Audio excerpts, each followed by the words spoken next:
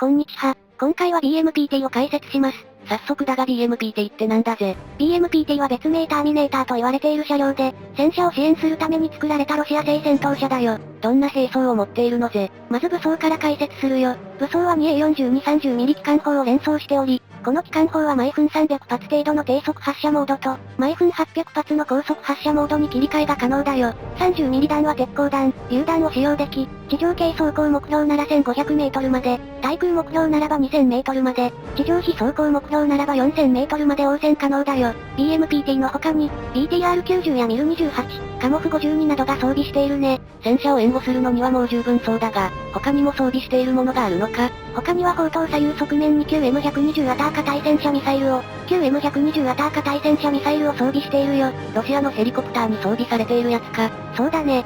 9M120 アターカは1985年にソ連で開発された、少し古い対戦車ミサイルで、前モデルの対戦車ミサイルよりも、精度、射程、打撃力全てにおいて大幅に伸びており、冷戦後の戦車の爆発反応走行に対しても、遺憾なく威力を発揮できるものとされるよ。また対戦車用の他に対歩兵用弾頭も、装備しており走行、非走行関係なく目標を、攻撃できるとされるよ。また副武装として PKT7.62mm 機関銃、AGS1730mm 自動敵弾発射機を備えているよ。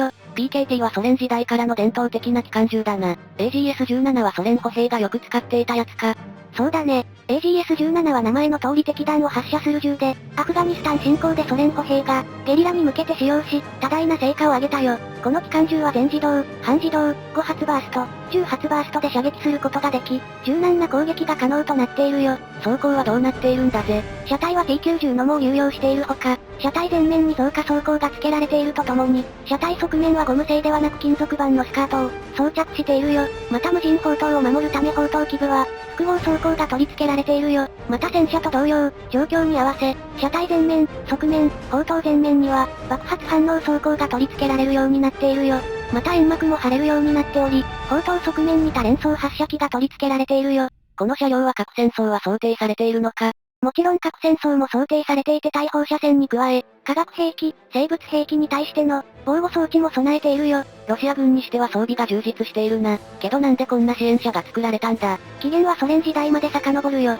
1979年ソ連はアフガンの民主勢力に対しての攻撃を行うのだけれど、そこで体験したのはソ連製兵器に全く適さない地形とゲリラだったよ。戦車や装甲車は山や丘、ビルからミサイルを撃たれ、そして随伴歩兵はゲリラの格好の的となったよ。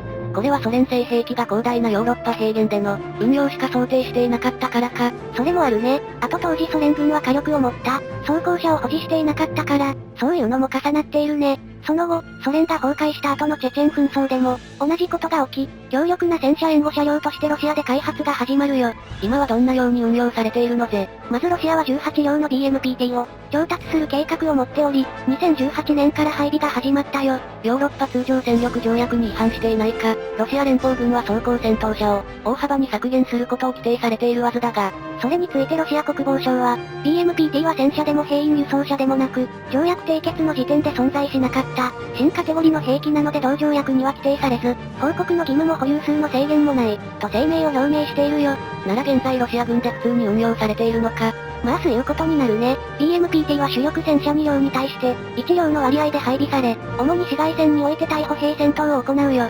実際にシリア内戦にて軍事顧問団が有効性を確認。その後は中央軍管区の第90指名戦車師団20両が配備されるよ。BMPT はウクライナに送られたのか。ウクライナには8両が2022年5月ほどに送られたよ。2022年2月現在では1両が東部ウクライナで撃破されたよ。意外と撃破されていないんだな。出し惜しみであまり前線に出していなかったのか。ロシア軍は前線で戦う BMPT の映像を多く公開しているしおそらくそういうことではないよ。じゃあ本当に生存性が高かったってことか。そういうことなのかもしれないな。